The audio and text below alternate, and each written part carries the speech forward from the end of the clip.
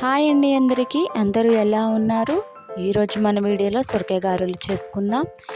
ముందుగా మిక్సీ జార్లో 2 చిల్లీలను, 1 స్పూన్ అల్లం వెల్లుల్లి పేస్ట్, జీలకర్ర యాడ్ చేసుకొని గ్రైండ్ చేసుకొని పెట్టుకోవాలి. ఆ తర్వాత పల్లీలను దోరగా వేయించుకోవాలి. హాఫ్ సొరకాయని తురుముకొని 2 కప్స్ వరకు ఉంచుకోవాలండి. నేనైతే హాఫ్ సొరకాయని వాడాను. 2 కప్స్ వరకు సొరకాయ తురుము తీసుకుంటే 3 కప్స్ వరకు రైస్ ఫ్లోర్ అనేది తీసుకోవాలండి. ఈ రెసిపీకి రైస్ ఫ్లోర్ అనేది ఎక్కువగా పడుతుంది. తర్వాత ఈ రైస్ ఫ్లోర్ నేను 3 కప్స్ వేసుకున్నాను. ఈ మిశ్రమాన్ని పూర్తిగా కలిపిన తర్వాత ఇందులో మనం ఫస్ట్గా గ్రైండ్ చేసుకున్న మిర్చి పేస్ట్ని వేసుకోవాలి. ఆ తర్వాత కొంచెం కొత్తిమీర, 2 కప్స్ ఆనియన్స్ సన్నగా తరుముకొని వేసుకోవాలి. పల్లీలు దోరగా వేయించుకున్న పౌడర్ కూడా యాడ్ చేసుకోవాలండి. తగినంత సాల్ట్ వేసుకొని బాగా మిక్స్ చేయాలి.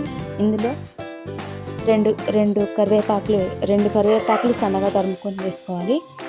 ఏ కప్పుతో అయితే మనం రైస్ ఫ్లోర్ అయితే తీసుకున్నామో అదే కప్పుతో పెసరపప్పు, నానబెట్టిన పెసరపప్పు వేసుకోవాలండి.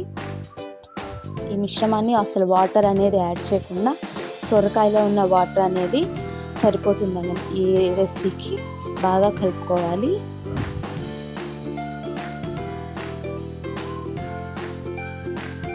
కొద్దిసేపు నాననివ్వాలండి. ఇవి చిన్న బాల్స్గా చేసి పెట్టుకున్నాను. ఆయిల్ అనేది బాగా వేడెక్కిందండి. ఇప్పుడు మనం ఒక్కొక్కటిగా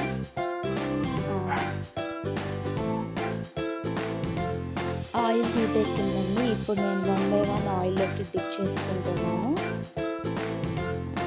మనకి గారెలు సాఫ్ట్నెస్ ఉండాలంటే కొంచెం మందంగా వేసుకోవచ్చు. చిన్నపిల్లలు తినాలనుకునే వాళ్ళకి కొంచెం మందంగా వేయండి.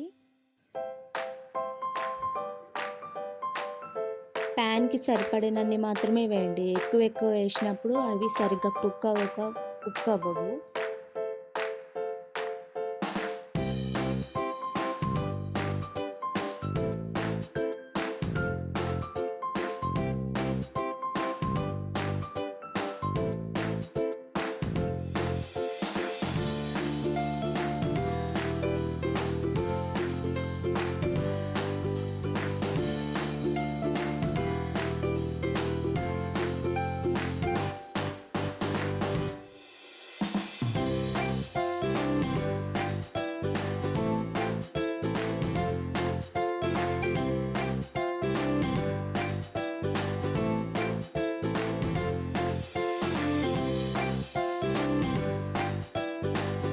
ఇలా అరిటాకులో వేసుకున్నట్టయితే గారెలు అనేవి మంచిగా ఉంటాయి. ఆ ఫ్లేవర్ అనేది బాగుంటుంది.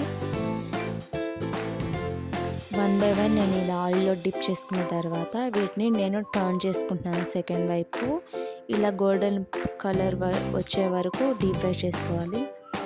సో ఇంతేనండి.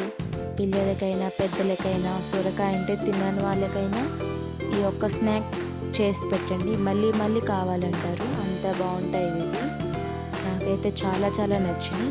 తప్పకుండా ఈ స్నాక్ అనేది ఎలా ఉందో నాకు కామెంట్ చేయండి. Thank you so much for watching.